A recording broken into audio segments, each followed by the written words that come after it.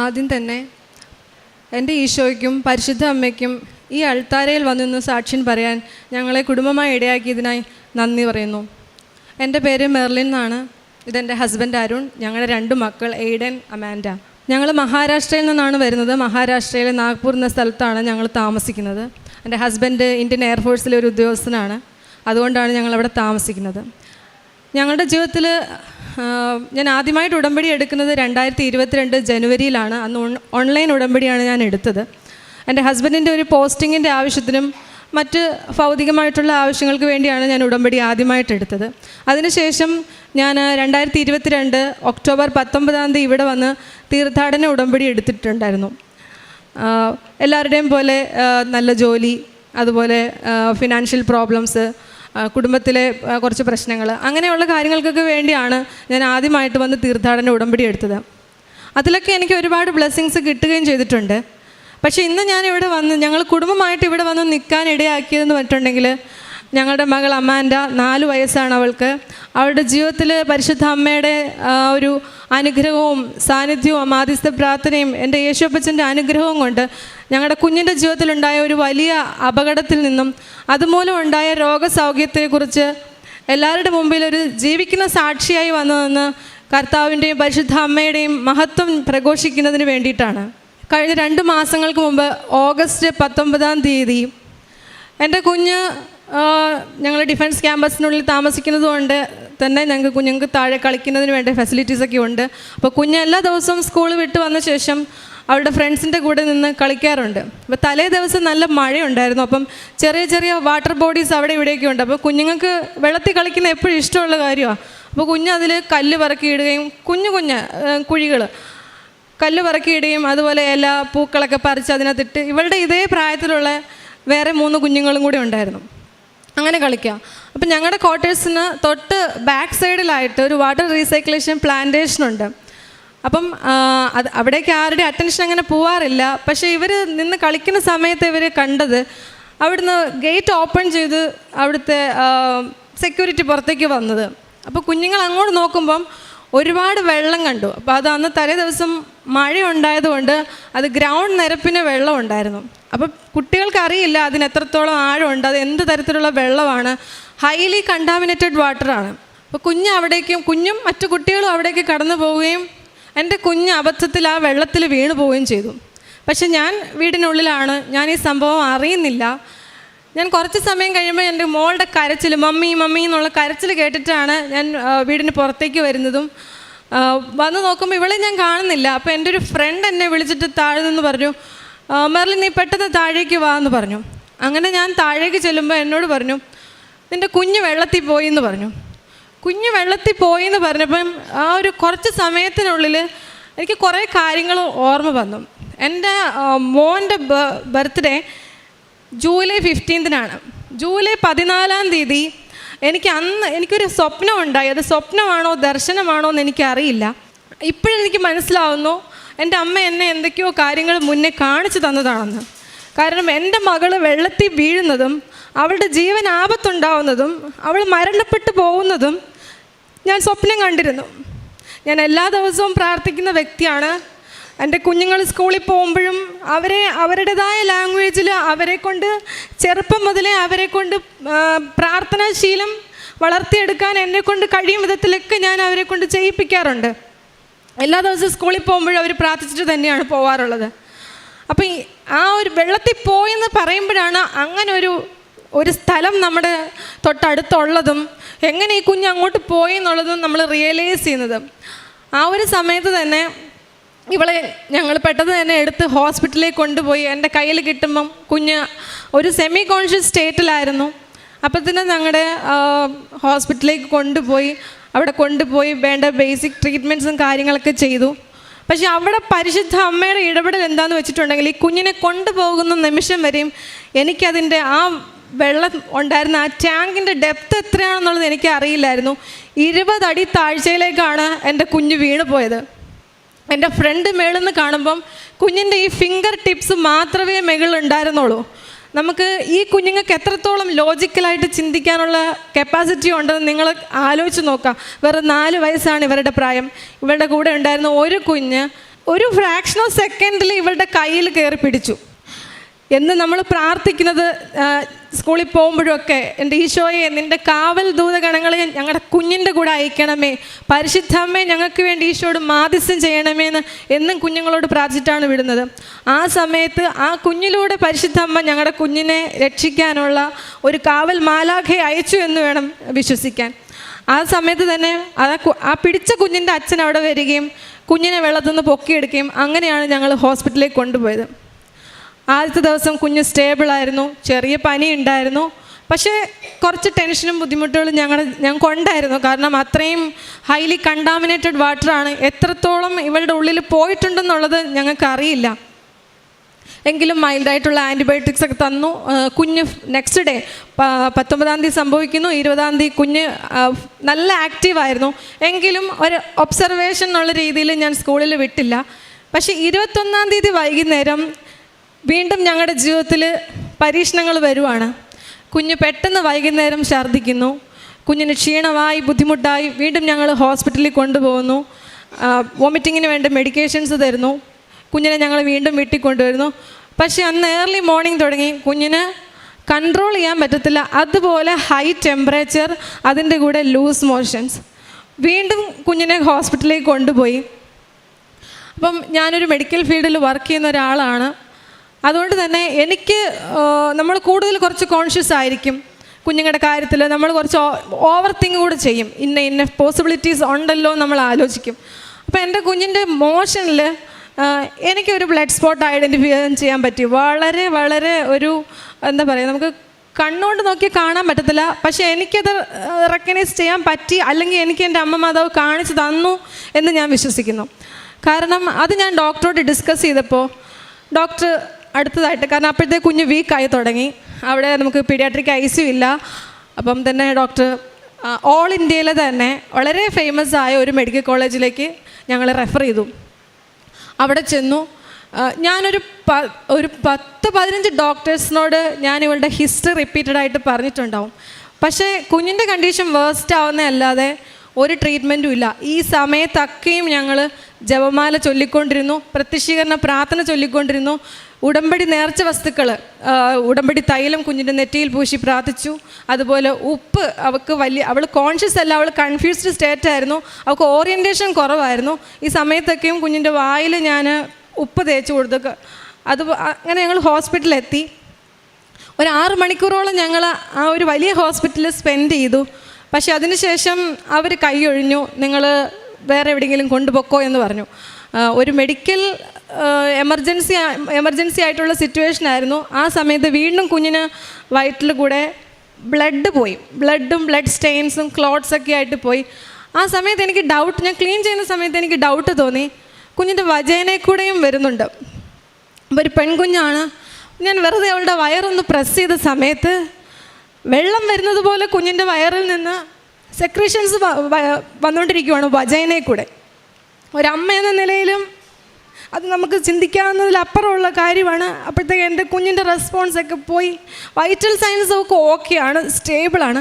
പക്ഷേ കുഞ്ഞ് completely ലെഥാർജിക്കായി, drowsy ആയി.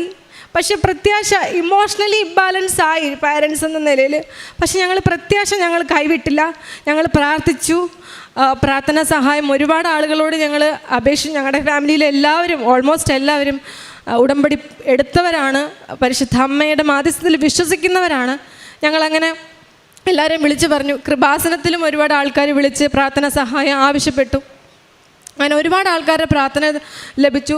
ഇപ്പോഴും അവിടുന്ന് അടുത്തൊരു സ്റ്റേജ് എന്ന് പറഞ്ഞാൽ ഇനി വേറൊരു ഹോസ്പിറ്റലിലേക്ക് കൊണ്ടുപോകുക എന്നുള്ളതാണ്.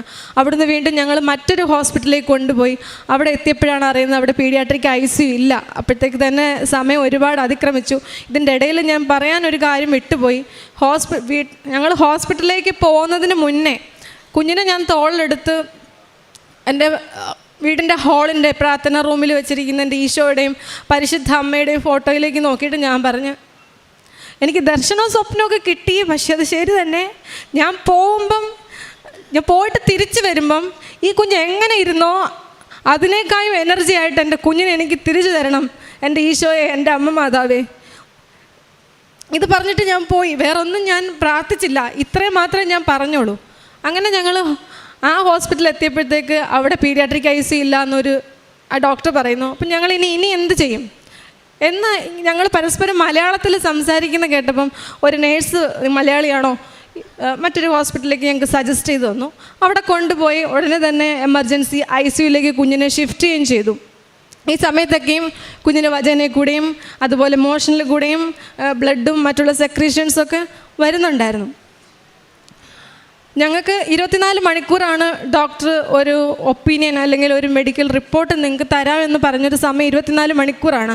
അപ്പം ഞങ്ങളെ സംബന്ധിച്ചിടത്തോളം 24 മണിക്കൂർ എന്ന് പറയുന്നത് 24 വർഷം പോലെ ആയിരിക്കും. കാരണം നമുക്കറിയില്ല കുഞ്ഞ് ICUയിലാണ്, അവളുടെ സ്റ്റേജ് എന്താണ്, ജനിച്ച അന്ന് തുടങ്ങി ഈ സമയം വരെ എന്നെ വിട്ട് പിരിഞ്ഞ് 1 മണിക്കൂർ പോലും സ്കൂളിൽ പോകുന്ന ടൈം അല്ലാതെ ഇരിക്കാത്തൊരു കുട്ടിയാണ്. എങ്ങനെ ആയിരിക്കുമെന്ന് അറിയില്ല. ആ സമയത്തൊക്കെ ചിന്തിച്ചു, എൻ്റെ ഈശോയെക്കുറിച്ച് തറച്ചപ്പം എൻ്റെ അമ്മ മാതാവ് എത്രത്തോളം വിഷമം അനുഭവിച്ചു കാണും. ആ വിഷമങ്ങൾ എൻ്റെ ജീവിതത്തിലെ സഹനമായിട്ട് ഞാൻ എടുക്കുവാണ്. എൻ്റെ ഈശോയുടെ കുരിശുമരണത്തോട് ചേർത്ത് വെച്ച് ആ സഹനം ഏറ്റെടുത്ത് വെച്ച് പ്രാർത്ഥിച്ചുകൊണ്ടേയിരുന്നു. കുറച്ച് മണിക്കൂറുകൾക്ക് ശേഷം ഡോക്ടേഴ്സ് പറഞ്ഞു നമുക്ക് CT ബ്രെയിൻ, അതുപോലെ CT ചെസ്റ്റ്, മറ്റു കുറേ ബ്ലഡ് ഇൻവെസ്റ്റിഗേഷൻസ് ഒക്കെ നമുക്ക് ചെയ്യണമെന്ന് പറഞ്ഞു. അങ്ങനെ കുഞ്ഞിനെ സ്കാനിങ്ങിനായിട്ട് ഞങ്ങൾ കൊണ്ടുപോയി സ്കാനിങ് റൂമിൽ കൊണ്ടു ചെന്നപ്പോഴും ഈ ഉടമ്പടി വസ്തുക്കൾ ഹസ്ബൻഡാണ് കൂടെ നിന്നത്. പക്ഷേ അതിന് മുന്നേ ഞാൻ കുഞ്ഞിനെ ഒന്ന് സ്റ്റേബിളാക്കാൻ വേണ്ടി അതിനകത്ത് കയറി. കാരണം ആംബുലൻസിൽ കൊണ്ടുപോകുമ്പം എമർജൻസി എക്യുപ്മെൻറ്റ്സ് ആയിട്ടാണ് കുഞ്ഞിനെ ആംബുലൻസിൽ കൊണ്ടുപോകുന്നത്. ആ സമയത്ത് കുഞ്ഞിൻ്റെ തല മുതൽ ഉള്ളംകാല് വരെയും എൻ്റെ ഈശോയെ നിൻ്റെ ആണിപ്പാടുള്ള കരം തൊട്ട് പ്രാർത്ഥിക്കണമേ, പരിശുദ്ധ അമ്മേ നീ കൂടെ നിന്ന് ഈ സ്കാനിങ് റൂമിൽ നീ കൂടെ നിന്ന് എൻ്റെ കുഞ്ഞിൻ്റെ റിപ്പോർട്ട്സ് നീ നോർമലാക്കി തരാൻ വേണ്ടി ഈശോയോട് പ്രാർത്ഥിക്കണമേ എന്ന് പ്രാർത്ഥിച്ചുകൊണ്ടേയിരുന്നു. ഉടമ്പടി തൈലം തൊട്ടും അതുപോലെ ഉടമ്പടി ഉപ്പ് ആ സ്ഥലങ്ങളിൽ വെതറിയും പ്രാർത്ഥിച്ചുകൊണ്ടേയിരുന്നു. ഞാൻ പുറത്തിരുന്നു പ്രാർത്ഥിച്ചു. എൻ്റെ ജീവിതത്തിൽ ഞാൻ ഇത്രയും ജപമാല ഞാൻ ചൊല്ലിയിട്ടില്ല, എൻ്റെ ജീവിതത്തിൽ ഞാൻ ഇത്രയും പ്രത്യക്ഷീകരണ പ്രാർത്ഥന ഞാൻ ചൊല്ലിയിട്ടില്ല. അതുപോലെ ഞങ്ങൾ പ്രാർത്ഥിച്ചു. തിരിച്ച് കുഞ്ഞിനെ ICUയിലേക്ക് കൊണ്ടുപോയി. ഇപ്പം എൻ്റെ ഹസ്ബൻഡ്, ഞാൻ കാത്തലിക്കാണ്, പക്ഷേ ഹസ്ബൻഡ് നോൺ കാത്തലിക്കാണ്. എൻ്റെ കൂടെ ഞാനിപ്പം വന്ന് പുതുക്കിയത് 5ാമത്തെ ഉടമ്പടിയാണ്. പക്ഷേ എൻ്റെ 4ാമത്തെ ഉടമ്പടി ഞാൻ പുതുക്കുമ്പോൾ എനിക്ക് സത്യം പറഞ്ഞു കഴിഞ്ഞാൽ 4ാമത്തെ ഉടമ്പടിയിൽ എനിക്ക് വേറെ പ്രത്യേകിച്ച് കാര്യങ്ങളൊന്നുമില്ല. പക്ഷേ എൻ്റെ ഒരു ഉടമ്പടി നിയോഗമെന്ന് പറയുന്നത് എൻ്റെ കുടുംബാംഗങ്ങളുടെ ആരോഗ്യവും ആയുസ്സിനും വേണ്ടിയായിരുന്നു. എന്നെക്കൊണ്ട് മാതാവ് അത് നിർബന്ധിച്ച് എഴുതിപ്പിച്ചതായിരിക്കുമെന്ന് ഞാൻ വിശ്വസിക്കുന്നു. കാരണം ആ ഒരു നിയോഗം എൻ്റെ മാതാവ് ഏറ്റെടുത്തത് കൊണ്ടാണ് എൻ്റെ കുഞ്ഞിൻ്റെ ജീവിതത്തിൽ ഇത് വന്നെങ്കിലും ഇന്ന് ഈ കുഞ്ഞുമായിട്ട് ഈ സ്റ്റേജിൽ വന്നു നിന്ന് ഈ അൾത്താരെ വന്നു നിന്ന് സാക്ഷ്യം പറയാൻ ഇടയാക്കിയത്. ഞാൻ ഓൾറെഡി പറഞ്ഞു എൻ്റെ ഹസ്ബൻഡ് നോൺ കാത്തലിക്കാണ്. അപ്പം ICUയിൽ കിടക്കുന്ന സമയത്ത് ഞാൻ അമ്മ മാതാവിനോട് ചോദിച്ചു, എനിക്കൊരു അടയാളം തരണമേ എന്ന് പറഞ്ഞു. എൻ്റെ അമ്മ മാതാവ് എനിക്ക് സുഗന്ധാഭിഷേകം തന്നു.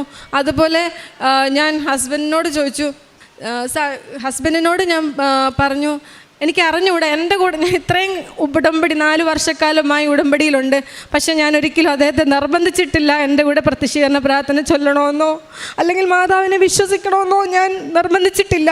പക്ഷെ വിശ്വാസമുണ്ട്, അതെനിക്കറിയാം. പക്ഷേ എൻ്റെ കൂടെ ഇരുന്ന് അങ്ങനെ പ്രാർത്ഥിക്കില്ല പ്രത്യക്ഷീകരണം.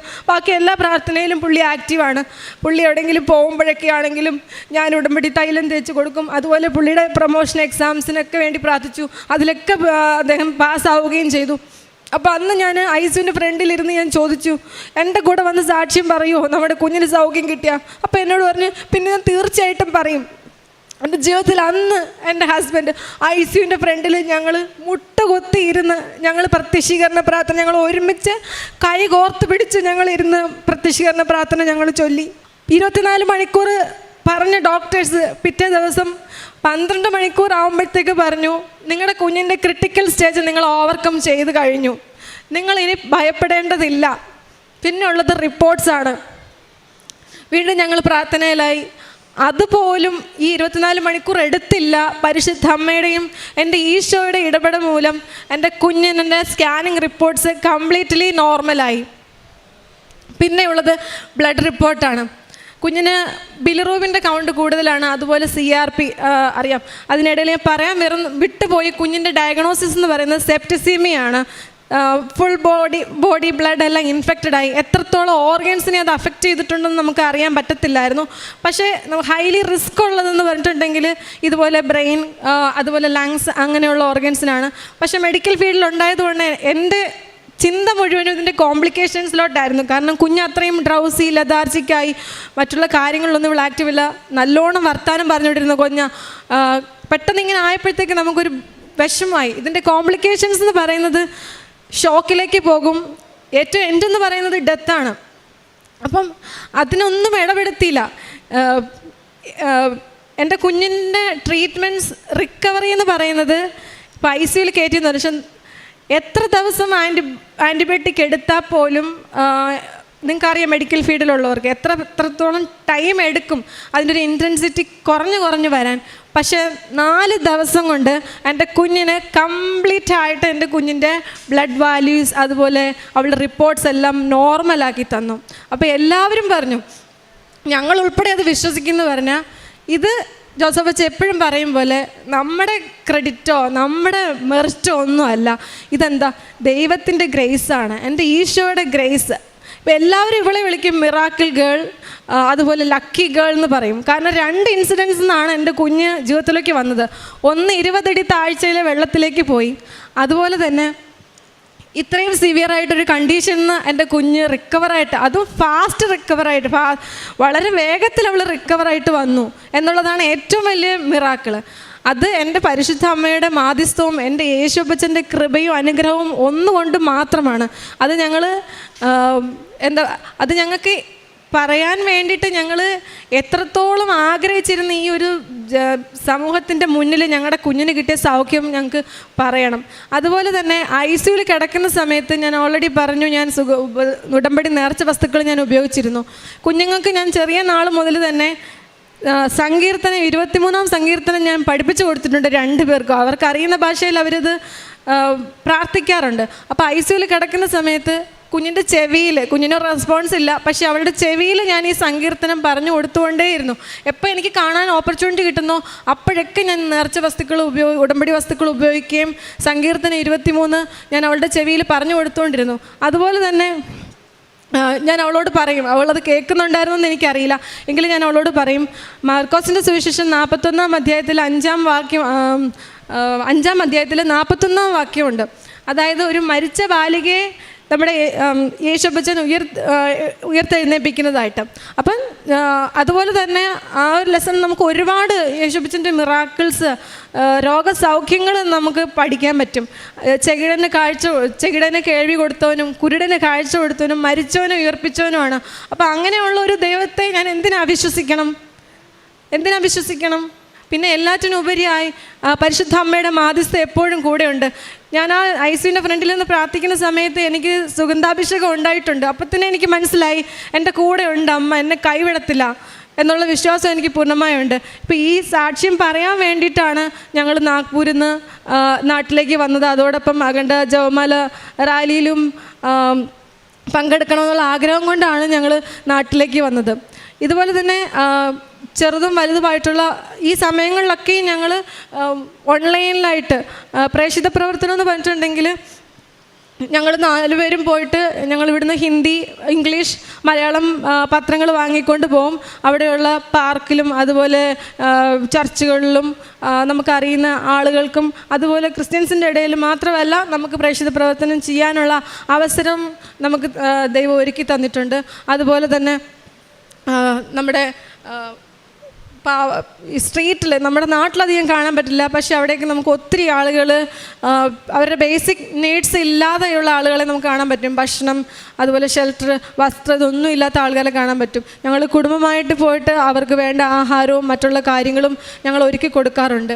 പിന്നെ ഓൺലൈനിലൊക്കെ കാണുന്ന അർഹതപ്പെട്ട ആൾക്കാർക്ക് വേണ്ടുന്ന സാമ്പത്തിക സഹായവും ഞങ്ങൾ ചെയ്തു കൊടുക്കാറുണ്ട്. ദൈവം ഞങ്ങളെ ഒരുപാട് ഞങ്ങളുടെ ജീവിതത്തിൽ ഞങ്ങൾക്ക് ബ്ലെസ്സിങ്സ് തന്നിട്ടുണ്ട്. പരിശുദ്ധ അമ്മയുടെ മാധ്യസ്ഥയിൽ ഒരുപാട് കാര്യങ്ങൾ ഞങ്ങൾക്ക് ഞങ്ങളുടെ ജീവിതത്തിൽ അനുഗ്രഹം ആയിട്ട് ഞങ്ങൾക്ക് ലഭിച്ചിട്ടുണ്ട്. പ്രത്യേകിച്ച് ഞങ്ങൾക്കൊരു ഫിനാൻഷ്യൽ പ്രോബ്ലംസ് ഉണ്ടായിരുന്നു. ഞങ്ങളെ വിശ്വസിച്ച് ഒരാൾക്ക് പൈസ കൊടുത്തിട്ട് നമുക്കതിലൊരു ഒരു ചീറ്റിംഗ് നമ്മുടെ ലൈഫിൽ ഉണ്ടായിട്ടുണ്ട്. അപ്പോൾ ഞങ്ങൾ ഒരുപാട് മാനസികമായിട്ട് തകർന്നു പോയിട്ടുണ്ടായിരുന്നു. ആ സമയങ്ങളിലൊക്കെയും ഞങ്ങളുടെ വിഷമം കണ്ട് ഞങ്ങളെ മറ്റുള്ള ആൾക്കാർ സഹായിക്കാനുള്ള സാഹചര്യം ഉണ്ടായിട്ടുണ്ട്. അതുപോലെ എൻ്റെ ആദ്യ കാലഘട്ടത്തിലെ നിയോഗങ്ങളുണ്ടായിരുന്നു. എൻ്റെ ബ്രദറും ഞാനും തമ്മിലൊരു അകൽച്ചയുണ്ടായിരുന്നു. പക്ഷേ ഇപ്പം ഞങ്ങളെല്ലാവരും വളരെയധികം സന്തോഷത്തിലാണ്. പരിശുദ്ധ അമ്മയുടെ മാധ്യസ്ഥത്തിൽ ഒരുപാട് അനുഗ്രഹങ്ങൾ ഞങ്ങളുടെ ജീവിതത്തിൽ തന്നു. എന്നും ഈ ഉടമ്പടിയുടെ ഒരു സാക്ഷിയായിരിക്കും.